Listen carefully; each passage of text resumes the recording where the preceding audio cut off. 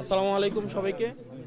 আমরা আজকে দুর্নীতি বিরোধী আজাদি যেই একটা নির্বাচনী জোট হয়েছে, আগের ৮ দল ছিল, তারপরে হচ্ছে এনসিপি যুক্ত হয়েছে ইনসাফের প্রশ্নে নির্বাচনের জন্য।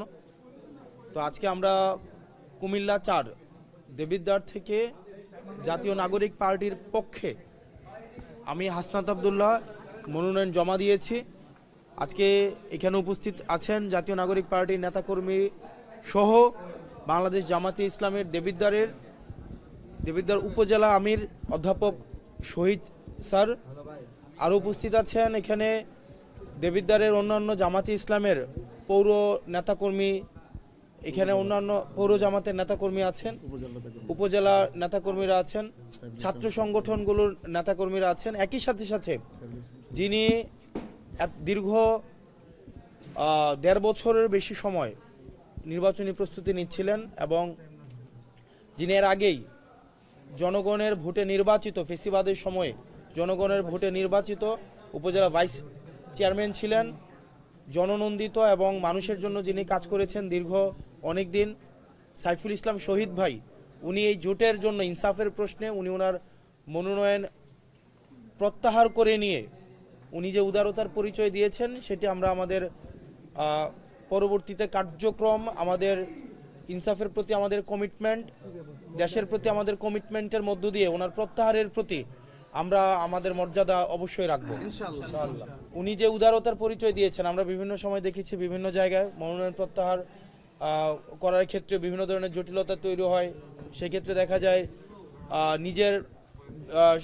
নিজের যেই পরিশ্রম ত্যাগকে বড় করে দেখা হয়, কিন্তু আমরা দেখেছি যে উনি দীর্ঘ ১.৫ বছরের বেশি সময় ধরে উনি দেবিদ্বারের পথে প্রান্তর এক প্রান্ত থেকে আরেক প্রান্ত ছুটে বেরিয়েছে। আমরা জানি যে একটা নির্বাচনের জন্য এই পরিশ্রম কিন্তু অনেক বেশি, কিন্তু উনি দুইবারের জন্য ভাবে নাই।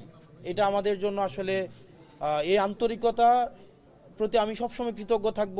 আমি মানে দল বা অন্যান্য বিষয়ের ঊর্ধ্বে উঠে উনি যে আন্তরিকতা আমাকে দেখিয়েছে সেটার প্রতি আমি ব্যক্তিগত পর্যায় থেকেও আমি সবসময় কৃতজ্ঞ থাকবো, কৃতজ্ঞতা ভরে এটা আমি স্মরণ রাখবো। আপনাকেই বলছি, ইন্স্যুরেন্স করলে সিটিতে সুরক্ষা পাবেন নিশ্চিত। তো এই মুহূর্তে এই বিষয়ে আমার সাথে জুলাই গণ অভ্যুত্থানে আওয়ামী ফেসিবাদের যাদের বলিহত হয়েছে, আহত এবং শহীদ পরিবারের সদস্যরা আজকে উপস্থিত আছেন। তারাও ওই মনোনয়ন দাখিলের ক্ষেত্রে তারাও আমাদের সাথে ছিলেন। আসলে তাদের যেই অপূরণীয় যেই আকাঙ্ক্ষা এবং তাদের যে ক্ষতি এবং জাতীয় যেই প্রত্যাশা এবং আকাঙ্ক্ষা পূরণ হয়েছে, আমরা আমাদের এই জোট সেটি পূরণে আমরা সবসময় কাজ করে যাব। এই মুহূর্তে আমাদের সাথে কথা বলবেন আমাদের দেবিদ্বার উপজেলা আমির অধ্যাপক শহীদ সাহেব। আপনার সাথে একটু শেষ করে নেই, আগামী নির্বাচনে আপনার কি প্রত্যাশা দেবিদ্বারবাসী এবং বৃহত্তর বাংলাদেশের জন্য? দেবিদ্বারবাসীর প্রত্যাশা একটা হচ্ছে আঞ্চলিক প্রত্যাশা, একটা হচ্ছে জাতীয় প্রত্যাশা। আমাদের জাতীয় প্রত্যাশা সেটা হচ্ছে ইনসাফ নিশ্চিত করা। হাদি ভাই শহীদ হয়েছে, এই যে আগ্রাসন বিরোধী যে আন্দোলন উনি অব্যাহত রেখেছিলেন, সেটির কারণে আধিপত্যবাদী যে শক্তি আছে তারা তাকে শহীদ করেছেন। একই সাথে আমরা দীর্ঘ ১৭ বছরের বেশি সময় আমরা ফেসিবাদের আওতাভুক্ত ছিলাম। সেটির কারণে আমাদের মৌলমানবিক অধিকার বঞ্চিত হয়েছে, গণতন্ত্র লুণ্ঠিত হয়েছে, আমাদের অর্থনৈতিক টানাপূরণের মধ্যে দিয়ে আমরা গিয়েছি।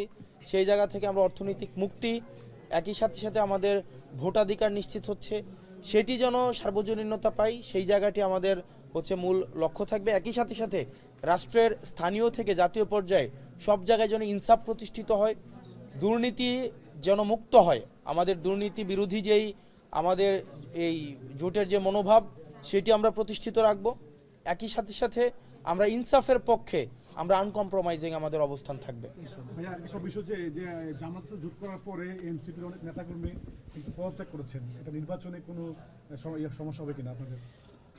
ব্যক্তিগত জায়গা থেকে পদত্যাগ ব্যক্তিগত সিদ্ধান্ত, কিন্তু আমরা মনে করি একটি পার্টি বিভিন্ন সময় এই ধরনের মতপার্থক্যের কারণে ভাঙন এবং গড়ার মধ্য দিয়ে যায়, কিন্তু আমরা আমাদের জায়গা থেকে আমাদের যে লক্ষ্য ইনসাফ প্রতিষ্ঠা করা, জুলাই পরবর্তীতে যে আকাঙ্ক্ষা তৈরি হয়েছে সেটির দিকে আমরা এগিয়ে যাব।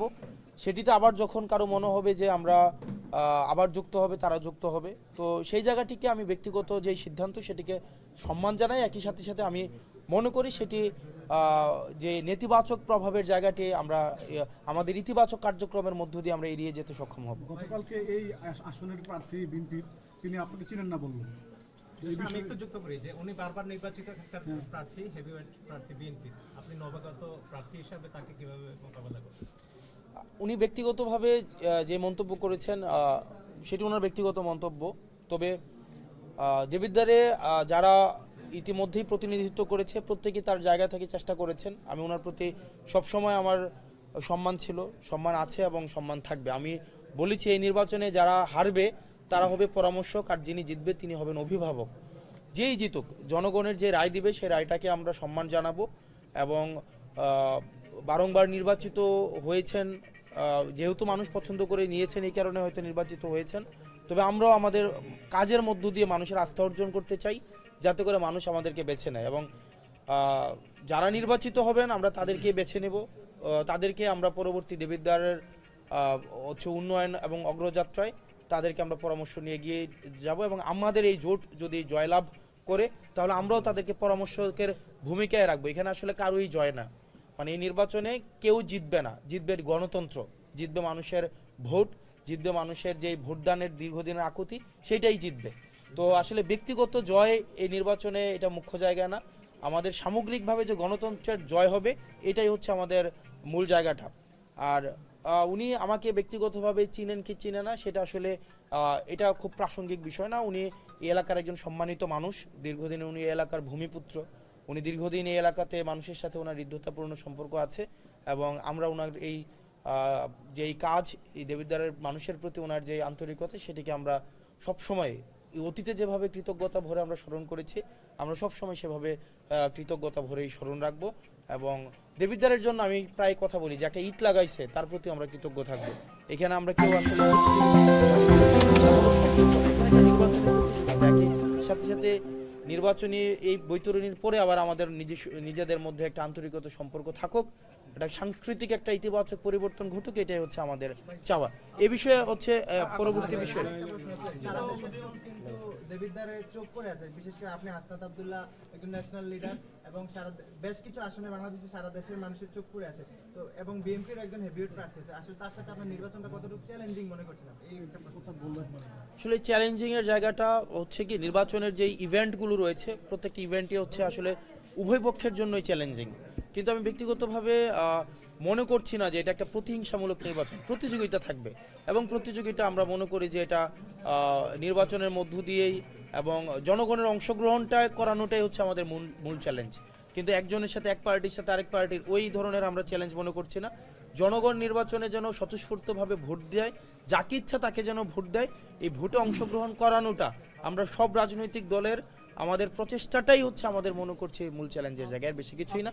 তো উদীয়মান তরুণ নেতৃত্ব হিসেবে এখন হচ্ছেন দেবিদ্বারের নতুন এইবার ভোটের মাঠে নতুন, তো সেই ক্ষেত্রে আপনি জনগণের কাছে গিয়েছেন, আমরা দেখতে পেয়েছি ইতিমধ্যে। আপনি কেমন সাড়া পেয়েছেন? ভোটের মাঠের অবস্থাটা আপনি কেমন মনে করছেন?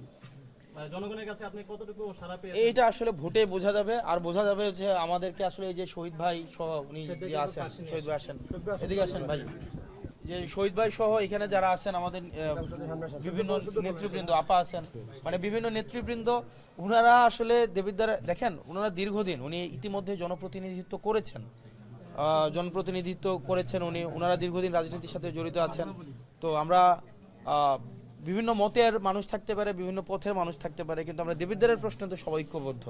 তো ওনারা আমাদেরকে কতটা সহায়তা করছেন, কতটা পরামর্শ দিচ্ছেন, আমরা একইভাবে যখন আমাদের কর্মসূচিগুলো নির্ধারণ করব আমরা মনে করি যে সামনের যেই আমাদের ইভেন্টগুলো রয়েছে, আমাদের কার্যক্রমগুলো রয়েছে, আমরা সমন্বিতভাবে সেগুলো সফলতার সাথে আমরা সেগুলো শেষ করতে পারবো ইনশাআল্লাহ। আর এখন এই বিষয়ে আমাদের পরবর্তী বিষয়ে আমাদের জোট বা অন্যান্য বিষয়ে কথা বলবেন আমাদের হচ্ছেন উপজেলা আমির অধ্যাপক শহীদ স্যার এবং হচ্ছে পরবর্তীতে আমাদের সাইফুল ইসলাম শহীদ, যিনি একটা উনার জায়গা থেকে আসলে সবচেয়ে বড় ত্যাগটা উনি করেছেন, মানে এটা আমরা স্বীকার করতে, উনিও সবচেয়ে এই জায়গায় ত্যাগ করেছেন, উনি পরবর্তীতে কথা বলবেন।